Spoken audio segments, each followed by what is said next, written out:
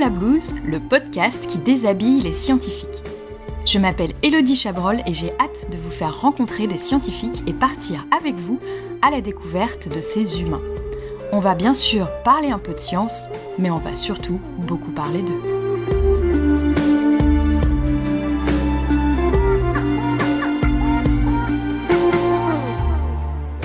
Bonjour à toutes et à tous, bienvenue dans ce nouvel épisode de Sous la blouse. Aujourd'hui, je reçois Lina El Hadji, doctorante en chimie biologique.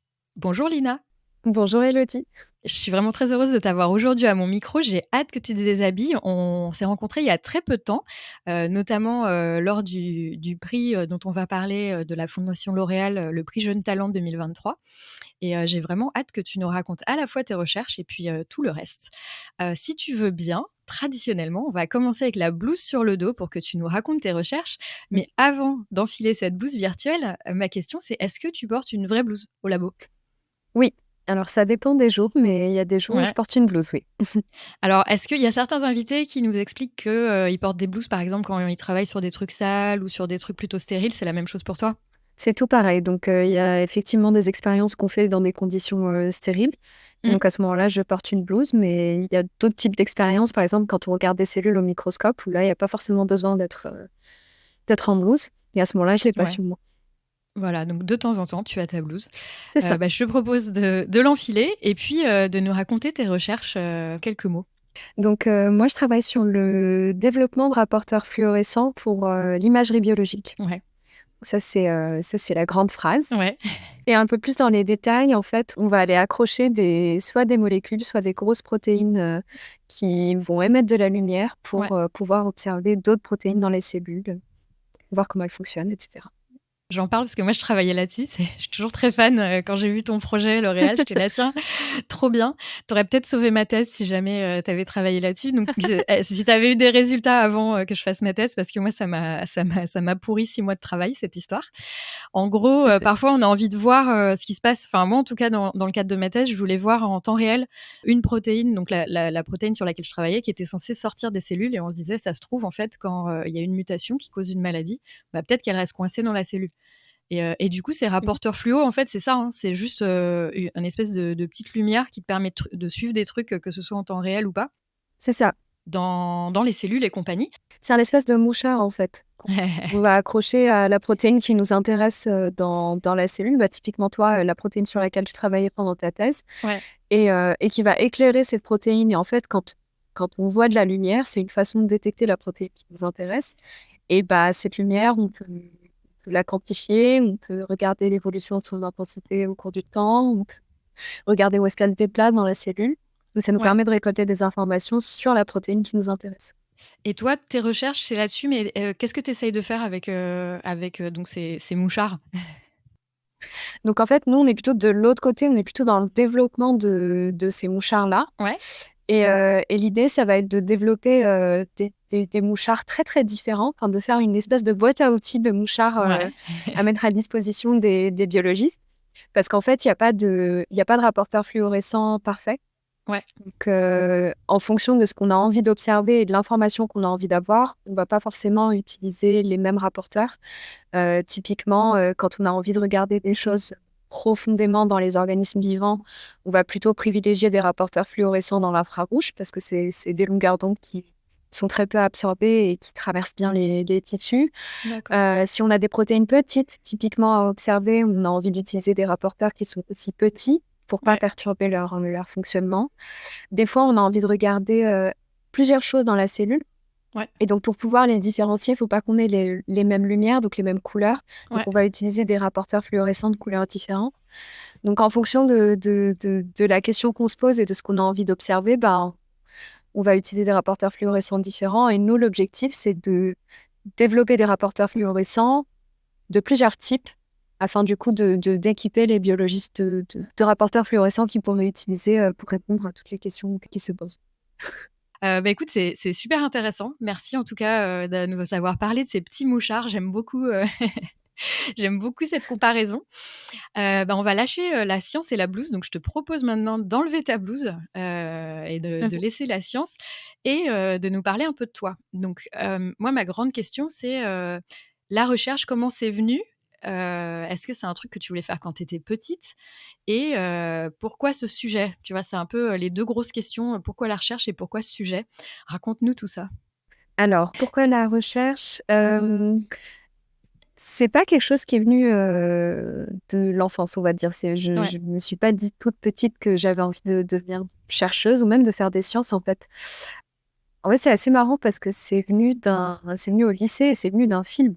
C'est venu d'un film Ah! qu'on avait vu, en cours une fois, qui s'appelle Les Palmes de Monsieur Schultz. Ouais. En fait, c'est une adaptation, cinéma d'une pièce de théâtre qui raconte un peu la vie de Marie Curie et sa découverte, enfin, un peu sa vie scientifique, sa vie avec, Pierre Curie et de leur découverte qui leur ont valu, le prix Nobel. Ouais.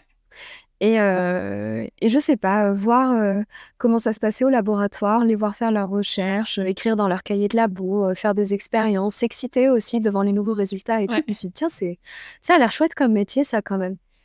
Et du coup, je me suis renseignée un peu et j'aimais bien les sciences aussi et puis je me suis dit: «Bah, pourquoi pas?» Et Excellent. donc j'ai intégré des classes préparatoires, scientifiques, après le lycée et c'est là, en fait, en classe préparatoire que j'ai découvert la chimie. Je me suis dit que OK. c'était une science qui était très intéressante d'étudier la matière, et les différentes transformations, qu'elle peut subir. C'est assez excitant, puis ça permet aussi d'expliquer beaucoup de choses qui nous entourent, Ouais. vraiment au niveau élémentaire, au niveau moléculaire de ce qui se passe. Et je me suis dit que continuer dans la chimie, c'était ça que j'avais envie de faire. Et du coup, c'est là où j'ai intégré, l'école normale supérieure au département de chimie et là, ma vie a changé. Comment ça? À l'école, en fait, on nous a initiés à la recherche. Donc tous les profs qu'on avait, c'était des enseignants-chercheurs, qui Ouais. menaient leurs recherches pour beaucoup, dans des laboratoires juste à côté des salles de cours qu'on avait. Ouais. Donc on était vraiment dans le bain, de la recherche et c'est vraiment ces rencontres que j'ai faites, à l'école qui m'ont confortée dans ce choix-là et qui m'ont donné envie d'aller explorer ça de plus près et c'est comme ça que j'ai fini en thèse et voilà. Et voilà, donc tu t'es dit: «Une thèse, pourquoi pas?» et ce sujet-là, pourquoi? Je cherchais en fait un sujet qui puisse allier un peu de chimie, un peu de physique et un peu de biologie OK, et effectivement. c'est là en fait où l'imagerie, c'était ce qu'il y avait de plus évident. Donc ça, c'est un premier point et un deuxième point en fait, c'est que, bah, je trouve ça en fait très beau.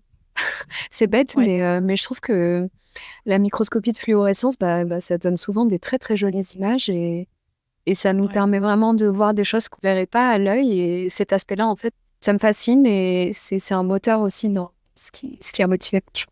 Ouais, je pense que l'imagerie, effectivement, même si parfois, on en parlait la dernière fois, on fait des manips, c'est beau, même si biologiquement ça veut rien dire. Ça donne des supers images et c'est vrai que c'est hyper motivant. Moi, j'adorais passer, des jours des aprèmes entiers parfois, dans ma salle de microscope à prendre, des photos, qui étaient magnifiques et c'est vrai que c'est un des trucs qui est vraiment très, très cool et c'est beau, enfin, c'est un mix, en fait, presque entre de l'art et de la science, quoi. Exactement. Il y a des photos que tu prends en microscopie qui sont vraiment, mais tellement folles que, ouais, tu as envie de les accrocher chez toi, en fait, de de les tirer en grand. Est-ce que tu en as d'ailleurs comme ça, est-ce que tu c'est quoi ton image de microscopique préférée que tu prise? Alors, l'image de microscopie préférée que j'ai prise, je dirais que donc tout à l'heure, je t'ai dit que quelque chose auquel on s'intéressait, c'était de regarder plusieurs choses, simultanément dans la cellule Ouais, ouais, et donc ça, en général, ça donne, des images, de plusieurs couleurs. On a plusieurs choses qui sont marquées dans la cellule de couleurs différentes, donc ça, c'est des jolies images. Et en fait, il y a une autre façon de regarder simultanément plusieurs choses dans la cellule, c'est en explorant une propriété de fluorescence qui s'appelle le temps de vie. Et en gros, oh, l'idée, c'est que on va utiliser des rapporteurs fluorescents qui ont la même couleur, donc qui vont tous ouais, apparaître, vert, rouge, enfin, tous de la même couleur, mais qui ouais, vont avoir une signature en temps de vie qui est différente. Et à ces différents temps de OK, vie, on va pouvoir associer une espèce de fausse, couleur et ça donne en fait des images assez marrantes où quand tu regardes au microscope, tout apparaît de la même couleur, donc tu sais pas trop ce que tu regardes. ouais, Et là, quand tu passes en temps de ouais, vie, tu vois chaque structure que tu as marquée avec chaque rapporteur de temps de vie différent d'une certaine couleur et du coup, tu as tout de suite de l'information qui apparaît et ces ouais. images-là, je les trouve vraiment très, très, très jolies. C'est un peu comme si tu allumais ton sapin de Noël, quoi, c'est ça? C'est ça, exactement, c'est ça. Et attends, temps de vie, c'est-à-dire qu'en fait, il y en a qui vont peut-être, par exemple, être fluorescents que, 30 minutes, d'autres, 1 heure, c'est ça le temps de vie ou? En fait, c'est exactement la durée de vie de l'état excité. Donc la D'accord, fluorescence, c'est quoi? C'est quand on va avoir une espèce qui va absorber de la lumière, mais qui va, tout de suite se désexciter en émettant de la lumière et c'est ça la fluorescence. Et ben, le temps qu'elle va passer à l'état excité pour relaxer ensuite en émettant de la fluorescence, c'est ça le temps de vie. Et en fait, c'est un événement qui est très, très court, qui est de l'ordre de la nanoseconde. d'accord. Sauf qu'en fait, c'est quand même un temps qui est, caractéristique de chaque espèce fluorescente. Tu en as qui vont, se désexciter en 2 nanosecondes, 3 nanosecondes, même des fois, 2,5 nanosecondes et c'est des différences qu'on est capable de détecter au microscope et ces différences-là, on va leur attribuer une certaine couleur à chaque temps de vie et du coup, bah, voilà, ça va faire, un sapin de Noël qui s'allume de couleurs différentes, en fonction de chaque temps de vie. Bon, maintenant, j'ai envie d'aller chercher sur Google, des images des images, avec des temps de vie différents parce que ça doit être super beau. Ça me donne vraiment envie d'aller voir ça. D'une façon générale, la microscopie, c'est vraiment magnifique et je comprends pourquoi tu as Mmh. craqué là-dessus. Tu es en quelle année de thèse, là? Alors, je suis en début de 4e année de thèse. Donc, OK, bon. en France, c'est pas très commun de faire des thèses en plus de 3 ans, mais oui, me voilà en train de commencer ma 4e année. Donc là, tu finis dans 1 an, en gros, quoi? Je finis en juillet à peu près. OK, OK, OK, donc en fin de thèse et bah, voilà, là, on a passé sur le parcours. Tu es en train de réfléchir comment est-ce que je peux mettre des images de microscopie, des liens. Je sais pas si tu as des liens de super, jolies images, qu'on pourra peut-être mettre en description Mmh. pour que les Ouais, gens je puissent pourrais t'en voir. envoyer, ouais. Ah super, Mmh. c'est ce que j'étais en train de me dire. Je me suis dit: «Maintenant j'ai envie de voir». Je suppose que les auditeurs et auditrices ont peut-être envie de voir aussi. Donc n'hésitez pas à aller voir en description, il y aura des liens, pour aller voir des images parce que là on a trop teasé. Donc tu es en thèse, tu as, comme je le disais tout à l'heure, tu as récemment reçu un prix, Jeunes Talents de la Fondation L'Oréal, donc Jeunes Talents 2023. Déjà bravo parce que, c'est énorme comme prix. C'est Merci. vraiment une belle reconnaissance. Est-ce que tu t'imaginais avoir ce prix quand tu as commencé? Non, très sincèrement, non. J'ai même postulé cette année en me disant que je préparais en gros ma candidature l'année prochaine. Ah Donc, ouais, d'accord, c'est te dire à quel bien. point j'y croyais. D'accord. Hem, Non, mais c'est bien de te dire, c'est zéro pression, en gros, ça me fera un bon entraînement, c'est ça? c'est ça et puis je me disais que je commençais à approcher de la fin de la thèse, donc que c'était bien aussi de commencer à me poser et d'écrire certaines choses, enfin certains résultats, de les mettre en forme et cetera. Donc, je le voyais plutôt comme ça et puis au final, j'ai fait sérieusement quand même, hein. Ouais, oui, oui, oui. Bah, oui, Mais c'est un entraînement, mais donc tu le ça fais m'a sérieusement, bah oui, mais ouais, bah, bravo encore plus et ça va merci. te permettre quoi? Ce prix, il te permet de quoi, personnellement, professionnellement? Alors il me permettra plusieurs choses. Donc je peux déjà peut-être te Ouais. dire ce qu'il m'a permis, parce qu'il Ah m'a bah, déjà oui, permis carrément. certaines choses. Bah, carrément, carrément. Donc à côté du prix, en fait, toutes les lauréates ont pu bénéficier d'une semaine de formation où en Ouais, fait on a fait connaissance, les unes des autres, on a pu se rencontrer, discuter et échanger beaucoup en fait, autour des questions des femmes de sciences.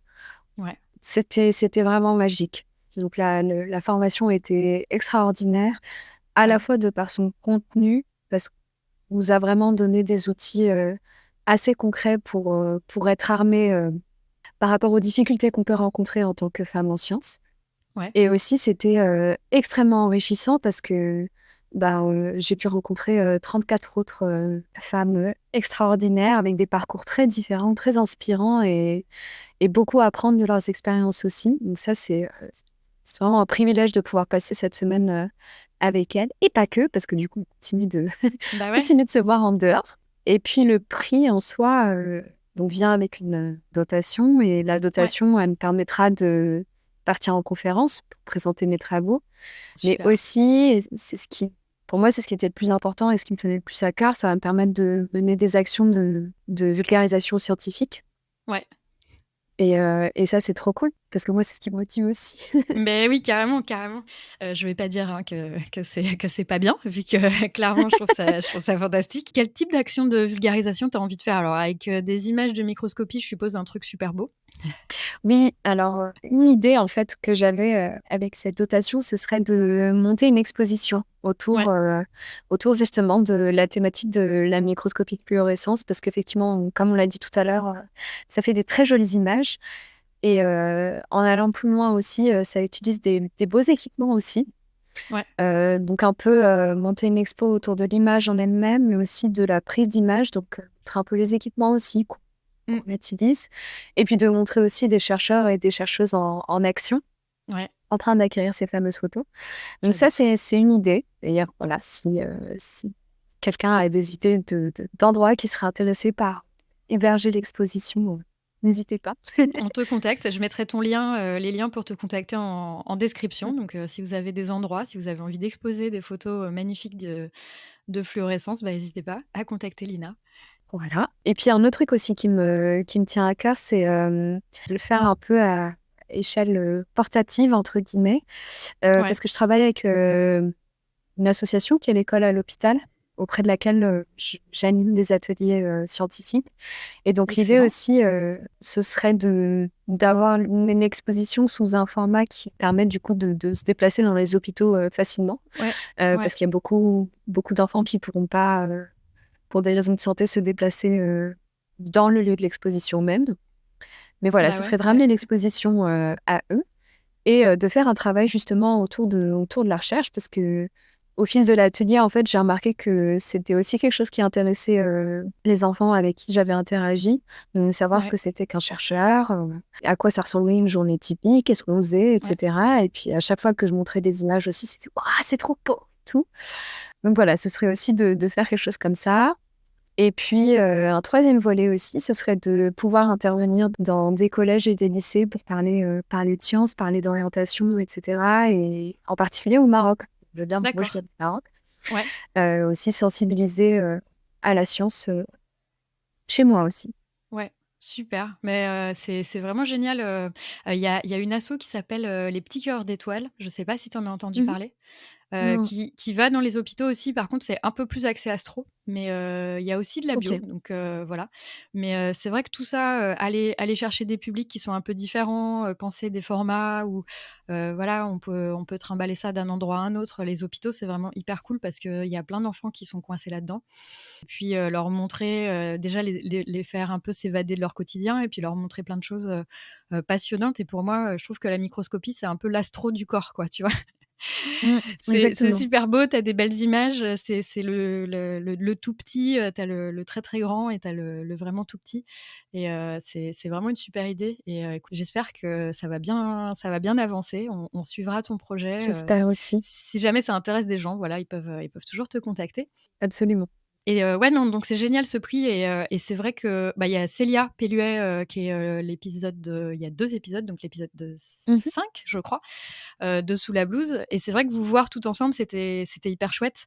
Que c'est bien que ce prix, vous permette à la fois, voilà, de développer des choses avec ce financement, mais aussi, s'occupe de vous avec toutes ces formations et d'ailleurs, on va retourner là-dessus, j'ai juste une question. Quel type de formation c'est, en fait? C'est du leadership? C'est quoi? C'est Alors, on a eu, effectivement des formations au leadership, des formations à la négociation, par exemple, ouais. mais on a aussi eu des formations en développement de soi, Mmh. des formations concernant les biais de genre aussi.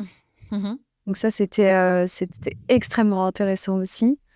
Donc c'est vraiment des sujets assez différents et au final, en Ouais. fait, ça faisait un tout qui faisait que chacune de nous pouvait trouver quelque chose qui l'intéressait là-dedans et du coup s'enrichir avec et c'était super. C'est génial qu'ils fassent ça. Et toi, personnellement, est-ce que tu as ressenti le fait d'être une femme changer, des choses, dans ton quotidien de chercheuse? Alors moi, personnellement, je n'ai pas eu d'expérience où j'ai senti la différence. J'ai la chance Ouais, d'évoluer dans un laboratoire où ça se passe très bien et d'être très bien entourée par rapport à ça, et dans une ambiance, vraiment bienveillante et à l'inverse, de me sentir, encouragée et poussée à aller plus loin et voilà. Ah, c'est génial. Mais d'avoir ces formations-là, ça me permet aussi d'être plus attentive à ce qui Mmh. pourrait être des situations, qui ne sont pas du tout acceptables et voilà et aussi d'avoir les outils pour répondre à ça. Ouais, Actuellement, c'est pas le cas. C'est pas exclu que dans le futur, ça n'arrive pas donc on je suis n'espère contente pas pour d'avoir toi. aussi, Ouais, j'espère pas non plus, mais mais voilà, je me sens plus, déjà plus sensibilisée à la question, n'ayant ouais. pas moi-même vécu des grosses enfin des soucis ou Mmh. des différences. Je me sens sensibilisée à ça et je me sens armée si jamais ça devait arriver aussi. C'est vraiment bien parce que, bah, tu vois, typiquement, moi, en thèse, ça allait et en postdoc, c'est là où c'est devenu plus compliqué et c'était un labo, Mmh, très, très, très, sexiste et très dominé, enfin, c'était voilà, c'était des boss, c'était très masculin, on va dire, qui laissaient passer, mmh. les hommes avant. Enfin, voilà, le chef a déjà dit plusieurs fois, «Les femmes, c'est fait pour prendre des notes et préparer le thé». Et Super. ouais, ouais, non, mais voilà et du coup, je trouve ça hyper important s'ils vous préparent parce que, tu vois, dans ce genre de situation, en fait, tu sais pas quoi faire, quoi et puis, au début, tu te dis: «Non, mais c'est» tu vois, tu 1re chose que tu fais, tu te dis: «Non, mais c'est moi, c'est machin» et puis, en fait, quand tu commences à voir que c'est systématique, que ça pose vraiment un problème, c'est Mmh. c'est c'est vraiment très compliqué mais du coup, c'est top qu'ils vous arment à ça parce que malheureusement, ça arrive encore et je pense qu'avoir les clés, pour, détecter et gérer le truc, facilement sans que ça devienne vraiment un je l'espère, un gros problème, c'est vraiment Oui. un truc très important. Mais c'est ça qui est bien, c'est que moi, je le vois un peu changer donc être, voilà, être une femme en sciences, c'est cool et il y a plein de choses, notamment, la Fondation L'Oréal qui, voilà, qui soutient et qui a plein d'actions, pour promouvoir les femmes en sciences et ça, je trouve ça vraiment cool. Hem, En dehors de labo, qu'est-ce que tu fais? Parce que là, on a parlé donc, on a parlé, recherche, on a parlé vulgarisation. Qu'est-ce que tu aimes faire, en dehors du labo? C'est quoi le truc, vers lequel tu te tournes pour te reposer, pour te remettre d'une semaine, de grosses manip et cetera? J'aime bien aller marcher. Ouais.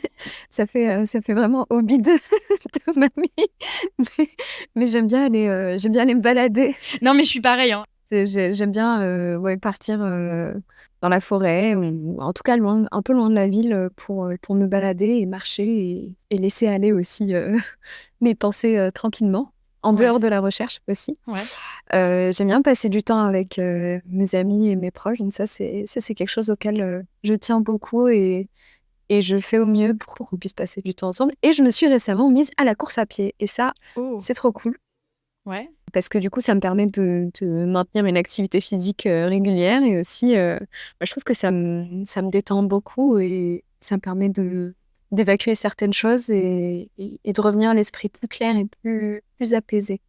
Mais carrément. Est-ce que tu t'es mise à la course avec un but en tête, genre un 10 kilomètres ou quelque chose comme ça? Ou juste pour te faire du bien? Alors en fait, c'est parti d'un week-end, enfin d'une idée de week-end avec des amis. J'ai une amie qui habite Bordeaux et elle avait vu qu'il y avait une course dans le cadre, d'Octobre Rose, Ah qu'on oui. pouvait faire ensemble, qui était une distance de 7 kilomètres. Alors 7 kilomètres quand on ne court pas, Ouais, c'est c'est pas mal. c'est déjà bien, quoi. Ouais, ouais, ouais, ouais, ouais. C'est déjà bien et puis, bah, en fait, en m'entraînant pour cette course, même si, enfin, il y avait pas d'objectif de temps en particulier, l'idée, c'était juste vraiment de la faire ensemble, de s'amuser et tout et de courir pour une cause qui était importante pour nous. Bah, je me suis rendu compte que j'aimais bien ça et du coup, bah, Excellent, après cette d'accord. course, je me suis inscrite à une autre course et puis une autre course et là, je prépare Ouais. le semi de Paris, donc j'ai trop Ah hâte. ouais! Ah je jolie séquence à C'est en mars, c'est du en même coup. temps que le marathon, c'est ça? C'est En un mois mars? avant, OK à peu et près. c'est, Ouais, 21 kilomètres, c'est ça, hein? c'est ça, OK, c'est donc ça. tu vas passer de 7 à 21, c'est pas mal. J'ai déjà fait des distances intermédiaires, histoire que Ouais. la transition soit pas trop, brutale, mais c'est sûr que par contre, oui, 21 kilomètres, ça commence à être, pas mal pour mon corps, donc il faut que je m'y prépare tranquillement. Du coup, tu as un plan d'entraînement ou c'est juste tu vas courir quand ça te fait du bien? Ou tu es en mode, à fond avec un protocole, tu sais, à la scientifique, tu sais, un protocole d'entraînement, Donc jusque-là, non, jusque-là, je courais un peu ouais, au feeling. Mais 21 kilomètres, je pense qu'il faut que je m'y prépare sérieusement, on Ouais. va dire, histoire de pas me faire mal et de quand même réussir à profiter de l'expérience. Donc, j'ai une application, en gros, qui fait un petit programme d'entraînement. Je suis pas sûre de suivre aussi rigoureusement le plan d'entraînement que le protocole de Mani, Ouais. mais je vais essayer en tout cas. Bon, bah, super, on pensera à toi en mars, qui te avec tes 21 kilomètres. Bah, écoute, merci d'avoir partagé tout ça avec nous. On arrive, bientôt à la fin de ce podcast. Est-ce que tu aurais, je demande toujours le mot de la fin, ça fait toujours, très, est-ce que tu as le mot de la fin de ce podcast? Que ce soit quelque chose qu'on n'a pas eu le temps d'aborder ou sur lesquels tu voudrais revenir, pour, voilà, pour terminer, cet épisode? Je dirais que le mot de la fin, c'est que la science, c'est cool. Ça fait très geek, comme mot de la fin, mais je trouve que c'est important quand même de le répéter parce qu'il y a beaucoup de gens à qui ça fait peur. Il y a beaucoup de Ouais, gens qui pensent que c'est réservé à une partie, des gens, hyper intelligents ou je ne sais trop quoi. La science, c'est pour tout le monde et surtout la science, c'est tout ce qui nous entoure et il faut s'y intéresser et il faut pas avoir peur de se poser des questions et d'explorer ce qui nous entoure et d'étudier les sciences de plus près, on va dire. Et ouais. qu'il faut rester curieux et ceux qui font des sciences aussi, ceux et celles qui font des sciences, faut pas qu'ils hésitent à la transmettre. Ça, c'est important. Ça, ce sera C'est mon mot de la fin. Ouais, ton mot de la fin, j'aime beaucoup. Effectivement, c'est bien de faire de la science, mais c'est encore mieux de la transmettre. Surtout que généralement, moi j'avais toujours cette métaphore du gâteau, tu sais? Ceux qui font de la science, c'est généralement qui sont passionnés par ça. Et alors il y a des gens qui sont pas faits pour, communiquer, qui ont pas envie de communiquer, il y a pas de souci. Mais si on a envie, il faut vraiment essayer de le faire et il faut voilà, faut pas hésiter. Je disais, c'est toujours un peu comme un gâteau, tu sais? Tu passes des années à essayer de perfectionner une recette et pas la communiquer. C'est un peu comme si tu tu pas, faire goûter aux gens, tu vois? C'est tu faisais un gâteau et puis, bah, voilà, il était là, il était dans ta cuisine et puis, jamais personne le mangeait. Alors que, partager ta science et montrer ce que tu fais comme recherche, c'est génial, c'est comme si, tu voyais les gens manger ton gâteau et kiffer ta recette que tu as mis, 4 ans à préparer. C'est ça. J'aime Ouais. beaucoup cet exemple.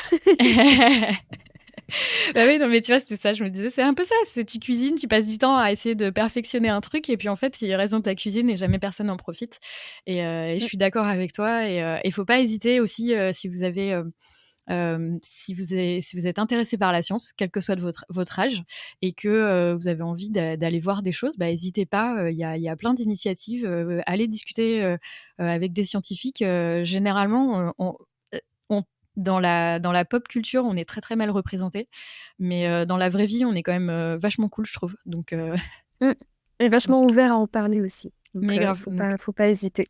faut pas hésiter. Bah, écoute, j'aime beaucoup, beaucoup terminer, le podcast sur ce mot de la fin. Merci beaucoup Lina, pour tout ça. Merci, pour cet épisode. Merci pour tout ce que tu as partagé.